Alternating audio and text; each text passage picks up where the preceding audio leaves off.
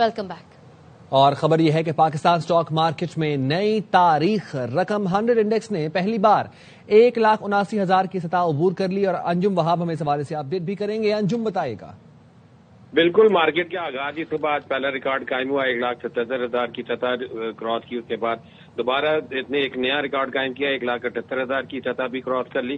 اب صورتحال یہ ہے کہ مارکیٹ نے 1,77,000 1,78,000 کے بعد 1,79,000 کی سطح بھی عبور کر لی ہے۔ مارکیٹ اس وقت تقریباً 2148 پوائنٹ کے ساتھ 1,78,504 پر ٹریڈ کر رہی ہے۔ اس نے 79,000 کا بھی سطح عبور کی تھی۔ معاشی ماہرین کے مطابق آئی ایم اے کے ساتھ مثبت مذاکرات اور دیگر معاشی اشاریوں کی وجہ سے اسٹاک مارکیٹ میں بہتری دیکھی جا رہی ہے۔ سرمایہ کاروں کا اعتماد بحال ہوا ہے، خاص طور پہ banking, oil and gas, cement اور دیگر شعبے ہیں جس میں بہتر پرفارمنس دکھائی جا رہی ہے۔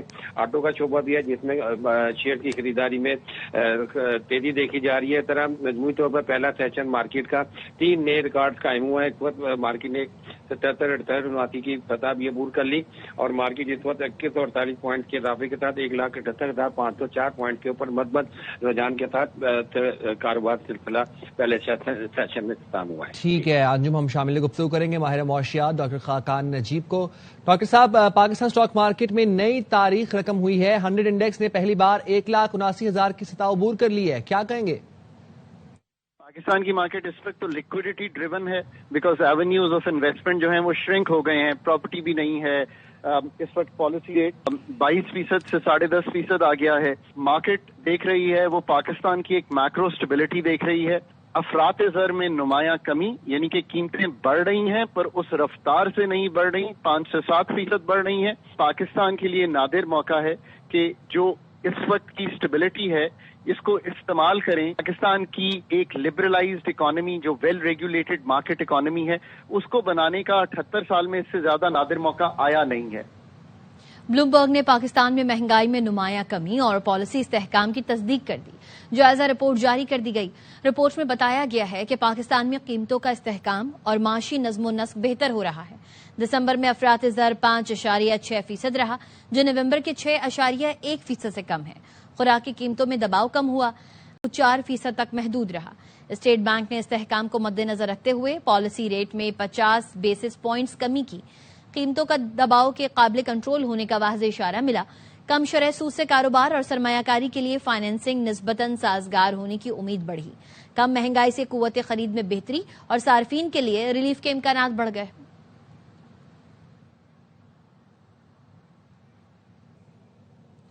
وفاقی وزیر خزانہ محمد اورنگزیب نے ٹیکس نیٹ مزید وسیع کرنے پر زور دیا ہے۔ F B R field formation سے ویڈیو لنک پر خطاب میں کہا کہ بہتر ٹیکس تعمیل سے رسمی شعبے پر بوجھ کم ہوگا۔ وزیر خزانہ نے دسمبر 2025 میں ریکارڈ ٹیکس وصولی پر ایف بی آر کی کارکردگی کو سراہا۔ محمد اورنگزیب کو بریفنگ میں بتایا گیا کہ دسمبر میں ایف بی آر کی ٹیکس وصولی 1427 ارب روپے رہی۔ دسمبر کی ٹیکس وصولی کے ماہانہ ہدف کا 99% حاصل ہوا۔ کسی بھی دسمبر میں اب تک کی سب سے زیادہ ٹیکس وصولی ہوئی۔ نومبر کے مقابلے دسمبر میں ٹیکس وصولی میں 59% اضافہ ہوا۔ انکم ٹیکس وصولی میں 107% نمایاں اضافہ ہوا۔ دسمبر میں انکم ٹیکس وصولی 831 ارب روپے تک پہنچ گئی۔ سیلز ٹیکس وصولی میں 25% اضافہ ریکارڈ کیا گیا۔ فیڈرل ایکسائز ڈیوٹی کی وصولی میں 6% اضافہ ہوا۔ کسٹمز ڈیوٹی کی وصولی 118 ارب روپے سے تجاوز کر گئی۔ ڈیجیٹل اصلاحات اور بہتر نفاذ کے مثبت نتائج سامنے آئے ہیں۔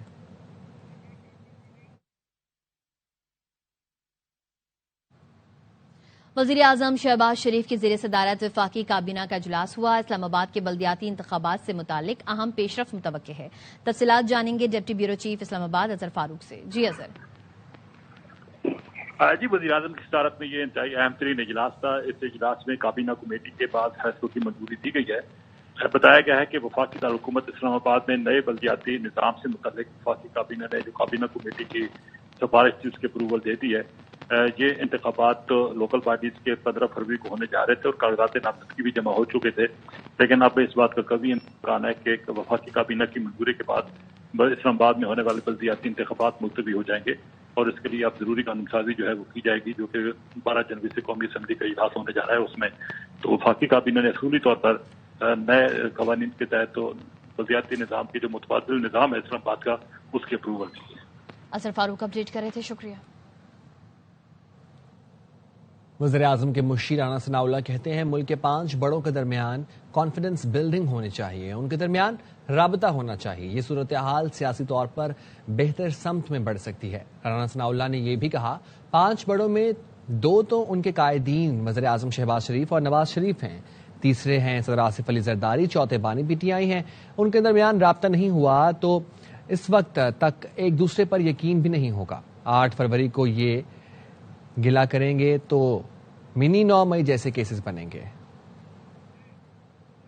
ملک کے 5 بڑے ہیں، ان کے درمیان جو ہے وہ کانفیڈنس بلڈنگ میجرز ہونی چاہیے، ان کے درمیان رابطہ ہونا چاہیے، تو پھر یہ صورتحال جو ہے پولیٹیکلی وہ تو آگے ہیں میرے لیڈر پرائم منسٹر صاحب اور میاں نواز شریف صاحب، تیسرے جو ہیں وہ آصف علی زرداری صاحب ہیں، پریزیڈنٹ صاحب ہیں، چوتھے عمران خان صاحب ہیں، اور 5ویں کا میں سمجھتا ہوں کہ آپ سمجھتے ہی سب کو پتا ہے۔ ان کے درمیان جب تک کوئی کانفیڈنس میئر نہیں ہوں گے تو ایک دوسرے پہ یقین نہیں ہوگا۔ جس قسم کی رضا سرائی جو ہے دفاعی ادارے اور اس کی قیادت کے خلاف ہو رہی ہے، یہ مذاکرات کرنے والی باتیں ہیں۔ 8 فروری کو ہلا گلا کریں گے، وہ دھر لیے جائیں گے اور مقدمات کا ایک نیا سلسلہ منی 9 مئی کی طرح شروع ہو جائے گا۔ آپ کو خبر دیں گے انسداد دہشت گردی عدالت راولپنڈی میں سماعت ہوئی ہے۔ علیمہ خانم سمیت 11 ملزمان کے خلاف مقدمے کی سماعت 5 جنوری تک ملتوی کر دی گئی ہے۔ تفصیلات بتائیں گے بابر ملک۔ جی بابر۔ جی، راولپنڈی انسداد دہشت گردی کی خصوصی عدالت کے جج امت شاہ نے سماعت میں 26 نومبر کے درج مقدمے کی سماعت کی۔ سماعت کے موقع پر علیمہ خانم کی جانب سے 1 دن کی حاضری سے سلسلہ کی درخواست دائر کی گئی، جسے عدالت نے منظور کر لیا۔ سماعت کے دوران جو ہے پراسیکیوٹر ظہیر شاہ کمرہ عدالت میں ان کی ٹیم موجود رہی ہے۔ آج کی سماعت کے موقع پر 8 گواہان پر جرم مکمل کر لی گئی ہے۔ سماعت 5 جنوری تک ملتوی کر دی گئی ہے۔ جی بابر ملک اپڈیٹ کرے تھے، شکریہ۔ پاکستان نے برطانیہ کی نارتھ اٹلانٹک کو پروازوں کی اجازت دے دی۔ وزیر دفاع خواجہ آصف نے ایکس پر پوسٹ میں لکھا نارتھ اٹلانٹک کو لندن، مانچسٹر اور برمنگھم سے اسلام آباد پروازوں کی اجازت دی گئی ہے۔ اس سے مسابقتی ماحول کو فروغ ملے گا اور عالمی معیار کی خدمات اور کرایوں میں توازن پیدا ہوگا۔ CAA ذرائع کا کہنا ہے نارتھ اٹلانٹک ابتدائی طور پر لندن سے اسلام آباد کے لیے فضائی آپریشن چلائے گی۔ مانچسٹر اور برمنگھم سے بھی پاکستان کے لیے براہ راست پروازیں چلائی جائیں گی۔ برطانیہ کی یہ دوسری ایئر لائن ہے جو پاکستان کے لیے براہ راست پروازوں کو چلائے گی۔ برٹش ایئر نے پہلے ہی پاکستان کے لیے فضائی آپریشن جاری رکھا ہوا ہے۔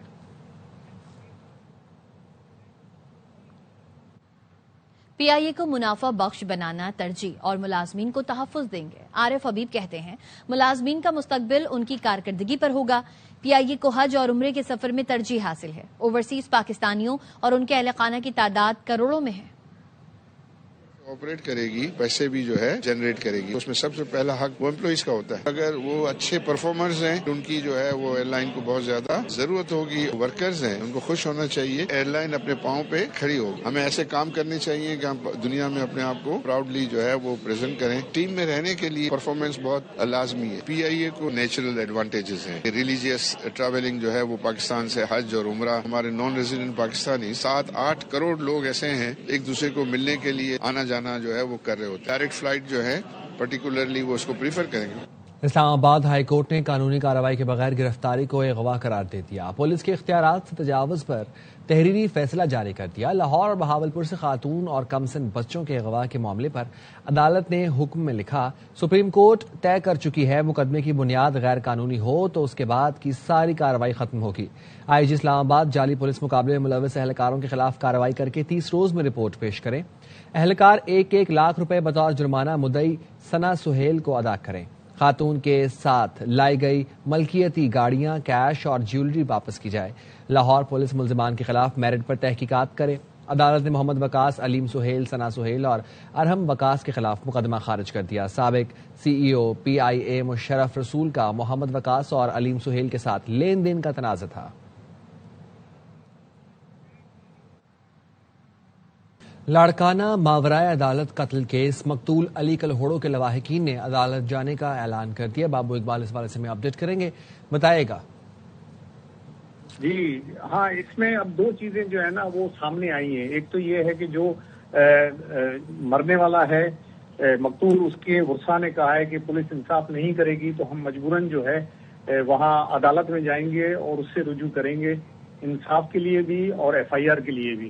اور دوسرا یہ ہے کہ جو جس نے پہلے مقابلہ کیا تھا زیب جتوئی، اس کا کرمنل ریکارڈ جو ہے وہ سامنے آ گیا ہے کہ اسے بی کمپنی میں بھی کیا گیا تھا. اس کے علاوہ وہ منشیات کے کیس میں بھی ملوث تھا اور گرفتار ہوا تھا، جیل بھی گیا تھا. اور اس کے ساتھ ساتھ بی کمپنی کے ساتھ ایک عورت پہ بھی تشدد کرتے ہوئے جو ہے نا اس کی ویڈیو سامنے آئی ہے. اور جو گرفتار اہلکار ہے اس نے بھی جو ہے کئی جگہ پہ مختلف چیزیں کی ہیں، اس کا بھی ریکارڈ ابھی تھوڑی دیر میں سامنے آ جائے گا. ٹھیک ہے بابو اقبال، ہمیں اپڈیٹ کر رہے تھے، بہت شکریہ آپ کا. مزید خبریں اس بریک کے بعد. ساتھ رہے گا. Welcome back. کراچی لانڈی اسپتال چورنگی کے قریب ٹریلر کی ٹکر سے 26 سالہ موٹر سائیکل سوار خاتون جاں بحق ہو گئی. ڈرائیور فرار ہو گیا. پولیس نے ٹریلر کو تحویل میں لے لیا. حادثہ کیسے پیش آیا جانتے ہیں نذیر شاہ سے، جو اس وقت جناح اسپتال ایمرجنسی کے باہر موجود ہیں. جی نذیر، بتائیے گا.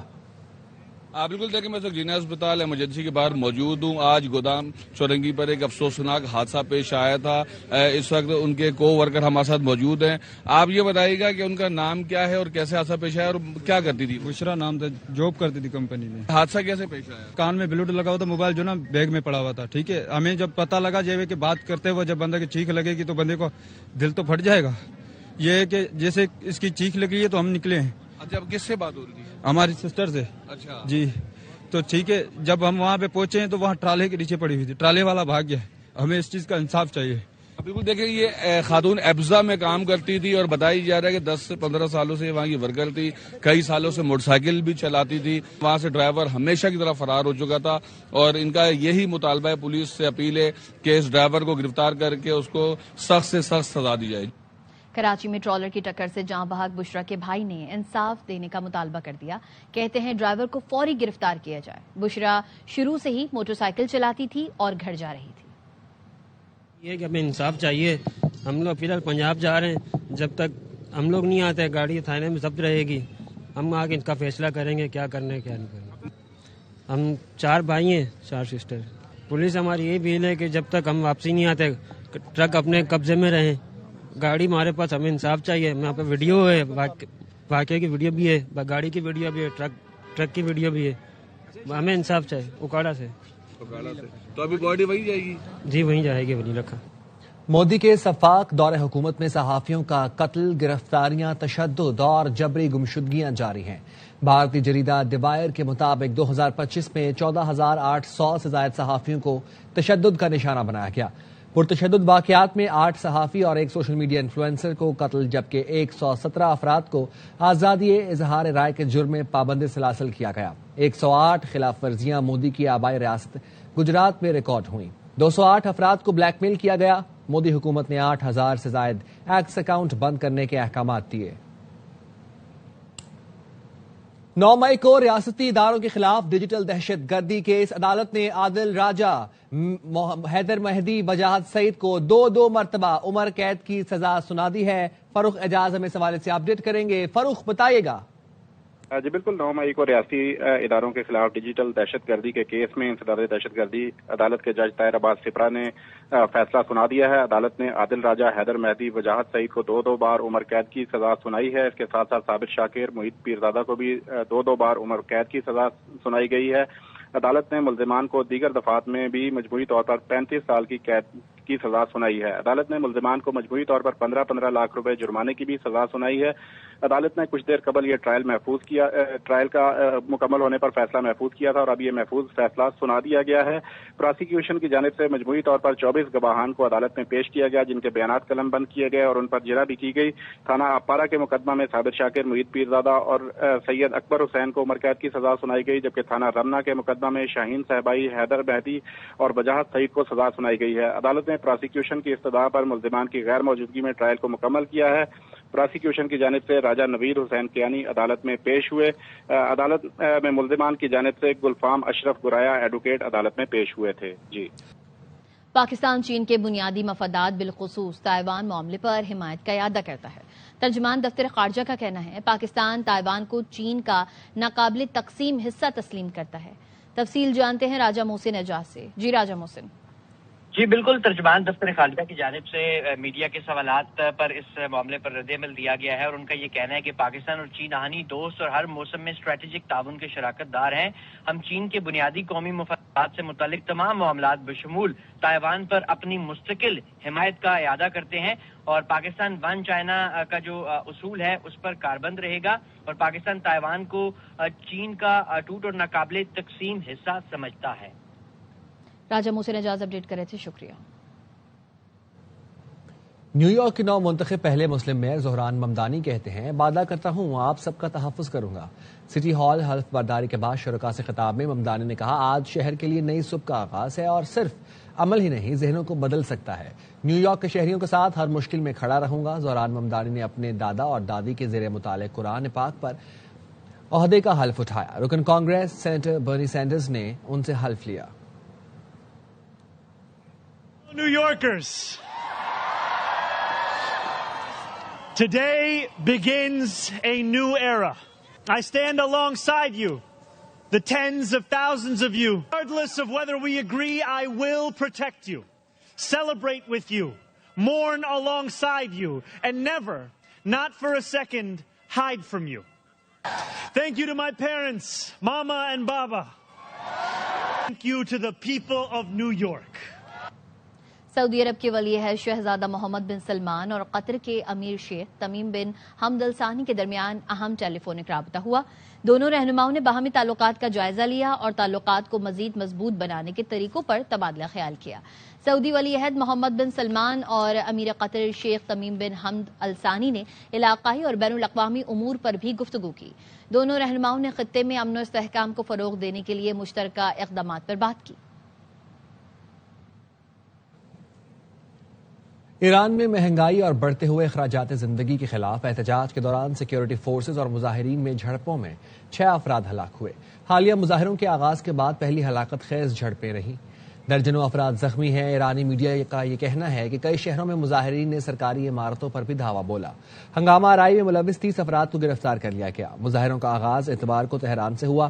دکانداروں نے زیادہ قیمتوں اور معاشی جمود پر ہڑتال کی اور اس کے بعد احتجاج کا سلسلہ ملک کے دیگر حصوں میں پھیل گیا۔ سرکاری اعداد و شمار کے مطابق دسمبر میں مہنگائی کی شرح 52% تک پہنچ گئی ہے۔ ایرانی صدر مسعود پزشکیان کہتے ہیں، حکومت اقتصادی صورتحال بہتر بنانے کے لیے اقدامات کرے۔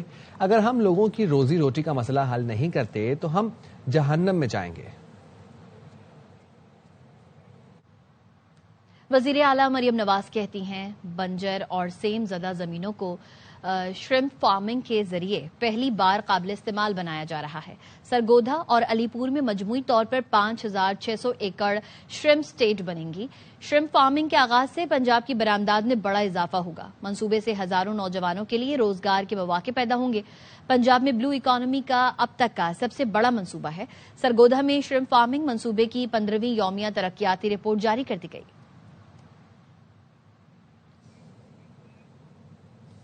وزیر اعلیٰ سرفراز بگٹی کہتے ہیں، بلوچستان میں خواتین اور طالبات کے لیے پنک بس سروس کا آغاز کر دیا گیا ہے۔ سرفراز بگٹی نے سماجی رابطے کی ویب سائٹ پر لکھا، سروس کا مقصد خواتین اور طالبات کی آمد و رفت کو محفوظ اور باوقار بنانا ہے۔ حکومت کی ترجیح ہے پنک بس سروس کو مستقل بنیادوں پر جاری رکھا جائے۔ آئندہ مرحلے میں پنک بس سروس کا دائرہ دیگر اضلاع تک پھیلایا جائے گا۔ سروس خواتین کو تعلیم، روزگار اور صحت کی سہولیات تک آسان رسائی فراہم کرے گی۔ خواتین کے لیے محفوظ ٹرانسپورٹ نظام اصلاحاتی ایجنڈے کا اہم حصہ ہے۔ بلوچستان میں خواتین کو بااختیار بنانے کے لیے عملی اقدامات کا سلسلہ جاری ہے۔